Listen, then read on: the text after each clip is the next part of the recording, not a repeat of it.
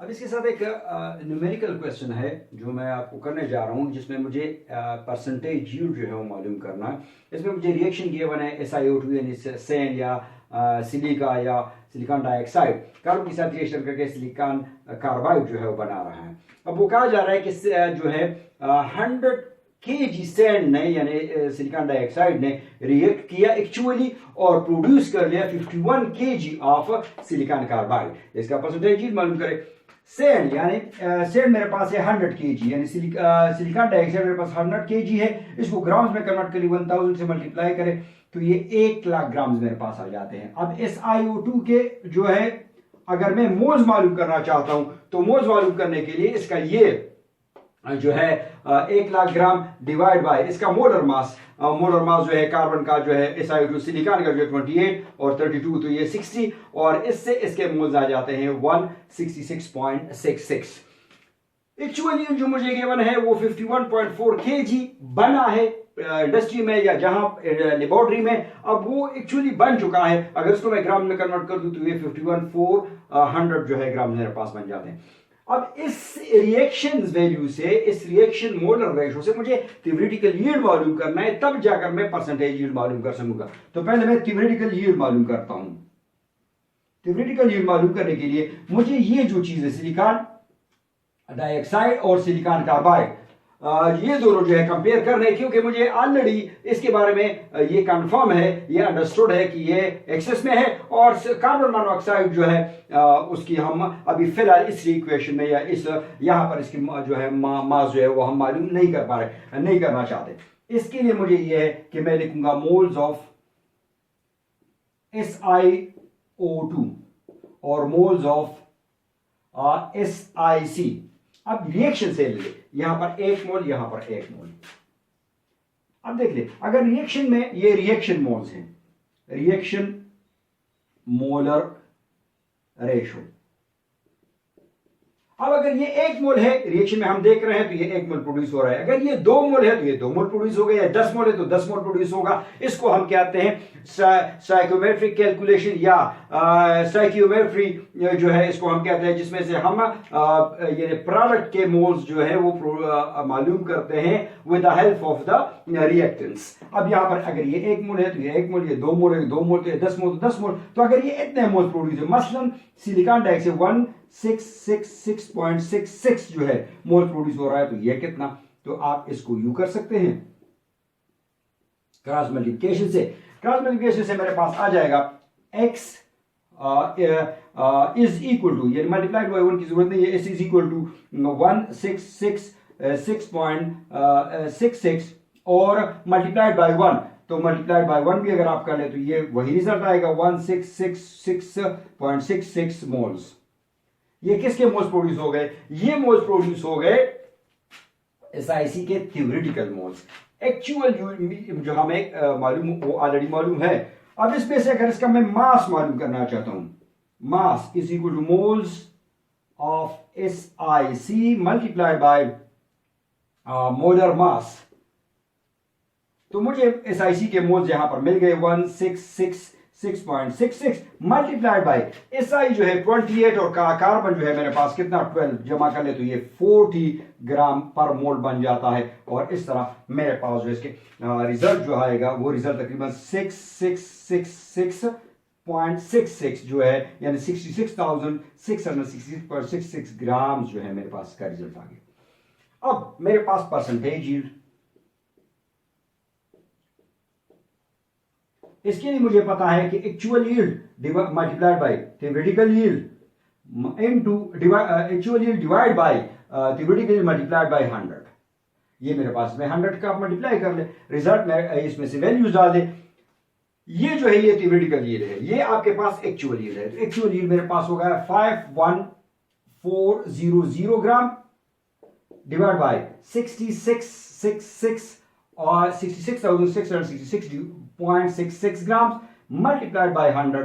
और अगर इसको आप कैलकुलेट कर ले तो इससे मेरे पास रिजल्ट आ जाएगा अराउंड अबाउट 77%।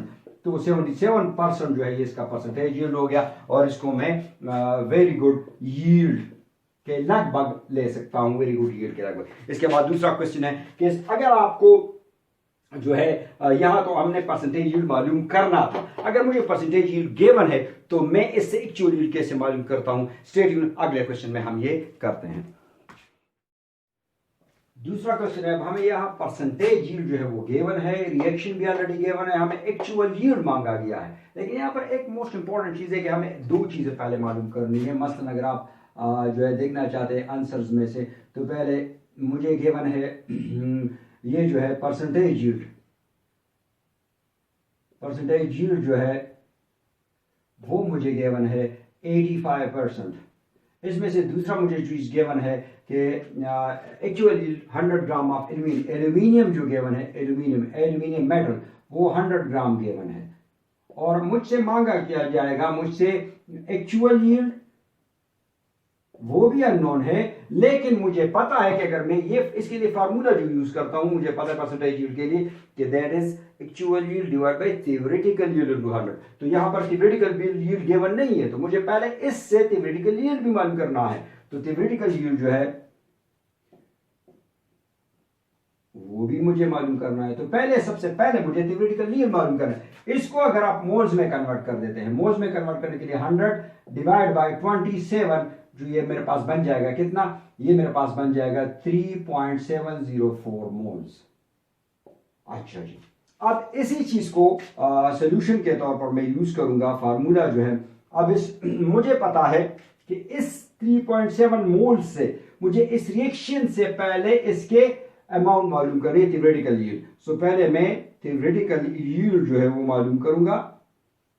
वो कैसे मालूम करूंगा? मुझे पता है कौन कौन सी चीजें हैं, एक ये और एक ये। इन दोनों को मैं कंपेयर कर लेता हूं, एल्यूमिनियम और दूसरा कौन सी चीज है, दूसरा इसके साथ है एल्यूमिनियम क्लोराइड। अब एल्यूमिनियम क्लोराइड जो है, ये देखिए यहां पर एल्यूमिनियम क्लोराइड कितना है, 2 मोल्स। यहां पर एल्यूमिनियम कितना है, 2 मोल्स। मैं लिख सकता हूं कि अगर ये 2 मोल्स है रिएक्शन से, तो ये 2 मोल ये रिएक्शन। अब इस बैलेंस रेशो को तो मैंने इस्तेमाल कर लिया। अब मुझे इस चीज से मालूम करना है कि अगर एल्यूमिनियम मेरे पास 3.704 है तो ये कितना होगा। अगर ये 2 मोल है तो ये 2 मोल होगा, ये 4 मोल है तो ये 4 मोल होगा, ये 6 मोल है तो ये 6 मोल होगा। तो इवन अगर ये 3.704 मोल है तो डेफिनेट सी बात है कि ये 3.704 मोल ही बनेगा। तो मेरे पास एल्यूमिनियम के मोल्स आ गए, एल्यूमिनियम क्लोराइड के moles is equal to 3.704 moles आ गए। अब इसका मास किस तरह मालूम करते हैं? मास ऑफ Cl3, इसको मोल्स इनटू मोलर मास।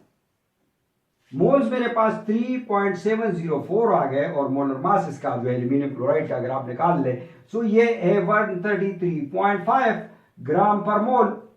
इन दोनों से मेरे पास आ जाएगा, अगर इन दोनों को मैं मल्टीप्लाई कर लेता हूं, तकरीबन 494.5 ग्राम्स जो है मेरे पास ये थ्योरेटिकल यील्ड आ गया। So this is theoretical yield.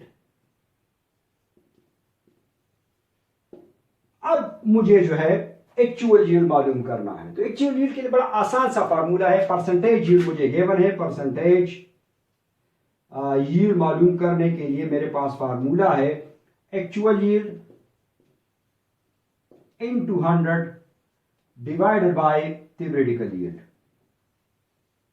अब इसको बड़े सिंपल, इसमें से वैल्यूज डाल दें। इसकी जगह मैं 85 डाल लेता हूं। एक्चुअल यील्ड मुझे मालूम करना है, एक्चुअल यील्ड इनटू 100 मुझे क्योंकि ये मुझे मालूम करना है। थ्योरेटिकल यील्ड मैं ऑलरेडी मालूम कर चुका हूं, 495.5 ग्राम्स। अब इसके नीचे एक लगा दे, क्रॉस मल्टीप्लीकेशन कर ले, मेरे पास रिजल्ट आ जाएगा actual yield is equal to, ये देखिए 495.5 ग्राम्स, और इसको इसके साथ मल्टीप्लाई कर ले, 85 को मल्टीप्लाई बाय 85 और डिवाइडेड बाय ये यहां पर जो 100 है ये 100 यहां पर डिवाइड हो जाएगा, तो ये मेरे पास आ जाएगा। इससे जो रिजल्ट आ जाएगा वो रिजल्ट तकरीबन 420.3 ग्राम या इस तरह जो भी रिजल्ट मेरे पास आ जाए, this is known as actual yield. ये आपके पास एक्चुअल यील्ड जो है आ गया।